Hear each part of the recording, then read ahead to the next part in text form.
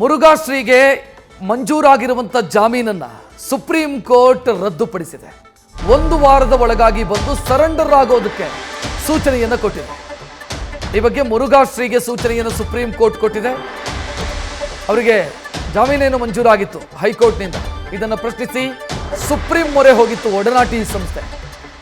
ಒಡನಾಡಿ ಸಂಸ್ಥೆಯ ಅರ್ಜಿಯ ವಿಚಾರಣೆ ನಡೆಸಿದಂಥ ಸುಪ್ರೀಂ ಕೋರ್ಟ್ ಅವರಿಗೇನು ಮಂಜೂರಾಗಿದ್ದಂಥ ಜಾಮೀನನ್ನು ರದ್ದುಗೊಳಿಸಿದೆ ಮತ್ತು 1 ವಾರದ ಒಳಗಾಗಿ ಸರೆಂಡರ್ ಆಗಿ ಅಂದರೆ ಶರಣಾಗಿ ಅನ್ನುವಂಥ ಸೂಚನೆಯನ್ನ ಮುರುಘಾಶ್ರೀಗಳಿಗೆ ನೀಡಲಾಗಿದೆ. ಹೆಚ್ಚಿನ ಡೀಟೇಲ್ ನೀಡೋದಕ್ಕೆ ನಮ್ಮ ಪ್ರತಿನಿಧಿ ಸಂದೇಶ್ ಫೋನ್ ಸಂಪರ್ಕದಲ್ಲಿ. ಸಂದೇಶ್, ಹೆಚ್ಚಿನ ಡೀಟೇಲ್ ಏನು ಕೊಡ್ತೀರಿ ಇದಕ್ಕೆ ಸಂಬಂಧಿಸಿ?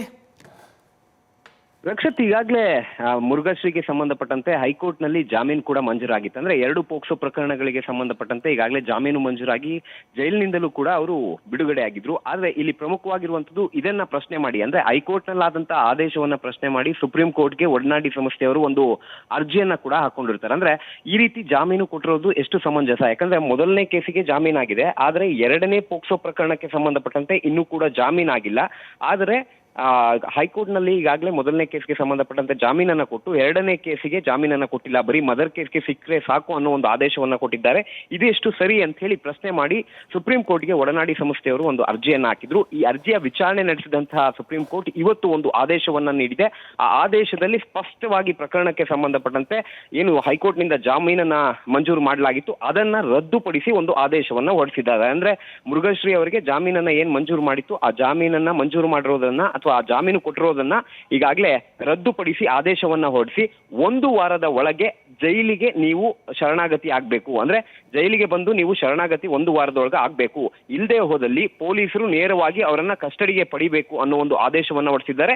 ಇದರ ಜೊತೆಗೆ ಮತ್ತೊಂದು ಆದೇಶವನ್ನ, ಅಂದ್ರೆ ಇಲ್ಲಿ ಪ್ರಮುಖವಾಗಿರುವಂತದ್ದು ಪ್ರಕರಣದ ಎಲ್ಲ ಒಂದ್ ಕಡೆ ತನಿಖೆ ಅಥವಾ ವಿಚಾರಣೆ ಸಾಕಷ್ಟು ಟ್ರಯಲ್ ಏನಿತ್ತು ಅದು ಸಾಕಷ್ಟು ಡಿಲೇ ಆಗ್ತಾ ಇತ್ತು. ಆದ್ರೆ ಅದಕ್ಕೆ ಸಂಬಂಧಪಟ್ಟಂತೆ ಕೂಡ ಒಂದು ಆದೇಶವನ್ನ ಹೊರಡಿಸಿ 4 ರಿಂದ 6 ತಿಂಗಳ ಒಳಗೆ ಈ ಒಂದು ಪ್ರಕರಣದ ಕಂಪ್ಲೀಟ್ ಟ್ರಯಲ್ ಅನ್ನ ನಡೆಸಬೇಕು. ಜೊತೆಗೆ ಅದರ ಆರ್ಡರ್, ಅಂದ್ರೆ 2 ಪೋಕ್ಸೋ ಪ್ರಕರಣದ ಏನು ತೀರ್ಪನ್ನ 4 ರಿಂದ 6 ತಿಂಗಳ ಒಳಗೆ ಜಿಲ್ಲಾ ಮತ್ತು ಸತ್ರ ನ್ಯಾಯಾಲಯದಿಂದ ಆದೇಶವನ್ನ ಹೊರಡಿಸಬೇಕಾಗುತ್ತೆ. ಈ 4 ರಿಂದ 6 ತಿಂಗಳು ಅಂದ್ರೆ ಈ ಟ್ರಯಲ್ ನಡೆಯುವಂತ ಸಂದರ್ಭ ಏನಿದೆ ಅಲ್ಲಿಯವರೆಗೂ ಕೂಡ ಜಾಮೀನನ್ನ ಯಾವುದೇ ಕಾರಣಕ್ಕೂ ಮುರುಘಾಶ್ರೀಗೆ ಮಂಜೂರು ಮಾಡಬಾರ್ದು. 4 ರಿಂದ 6 ತಿಂಗಳವರೆಗೂ ಅಂದ್ರೆ ಕಂಪ್ಲೀಟ್ ಆದ ಒಂದು ತೀರ್ಪು ಬರೋವರೆಗೂ ಕೂಡ ಮುರುಘಾಶ್ರೀ ಜೈಲಿನಲ್ಲೇ ಇರಬೇಕು ಅನ್ನೋ ಒಂದು ಆದೇಶವನ್ನ ಈಗ ಸುಪ್ರೀಂ ಕೋರ್ಟ್ ಈಗಾಗಲೇ ಹೊರಡಿಸಿರುವಂತದ್ದು. ಹಾಗಾಗಿ ಈ ಆದೇಶದ ಹಿನ್ನೆಲೆಯಲ್ಲಿ 1 ವಾರದ ಒಳಗೆ ನೇರವಾಗಿ ಮುರುಘಾಶ್ರೀ ಅವರು ಸರೆಂಡರ್ ಆಗ್ಬೇಕಾಗುತ್ತೆ. ಅದ್ ಇಲ್ಲದೆ ಹೋದಲ್ಲಿ ಅಂದ್ರೆ ಅವ್ರೇನಾದ್ರೂ ಸರೆಂಡರ್ ಆಗದೆ ಇದ್ರೆ ನೇರವಾಗಿ ಪೊಲೀಸರೇ ಅವರನ್ನ ಕಸ್ಟಡಿಗೆ ಪಡೆಯುವಂತ ಕೆಲಸವನ್ನ ಮಾಡಲಾಗುತ್ತೆ. ಸಂದೇಶ್, ಆಪ್ಷನ್ ಅದೊಂದೇ ಇರೋದಾ ಅಥವಾ ಬೇರೆ ಕಾನೂನಿನ ದಾರಿಗಳೇನಾದ್ರೂ ಆರೋಪಿ ಮುರುಘಾಶ್ರೀಗಿದೆಯಾ?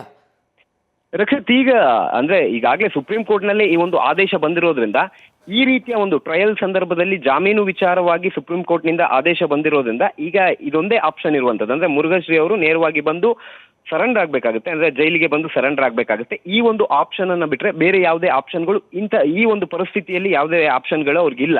ಆದ್ರೆ ಆದೇಶ ಬಂದ ನಂತರ ಅಥವಾ ತೀರ್ಪು ಬಂದ ನಂತರ ಬೇರೆ ಬೇರೆ ಆಪ್ಷನ್ಸ್ಗಳಿದಾವೆ. ಆದ್ರೆ ಈಗ ಸದ್ಯ ತೀರ್ಪು ಬರೋವರೆಗೂ ಕೂಡ ಈ ಒಂದು ಆರ್ಡರ್ ಏನಿದೆ ಅಥವಾ ಆದೇಶ ಏನಿದೆ ಇದನ್ನ ಫಾಲೋ ಮಾಡುವಂತ ಕೆಲಸವನ್ನ ಮುರುಘಾಶ್ರೀ ಅವರು ಮಾಡಬೇಕಾಗುತ್ತೆ. ರಕ್ಷಿತ್, ಥ್ಯಾಂಕ್ ಯು ಸಂದೇಶ್ ಮಾಹಿತಿಗೆ. ನ್ಯೂಸ್ ಫಸ್ಟ್ ನಿರ್ಭೀತಿಯಿಂದ ನಿಮ್ಮ ಪರವಾಗಿ.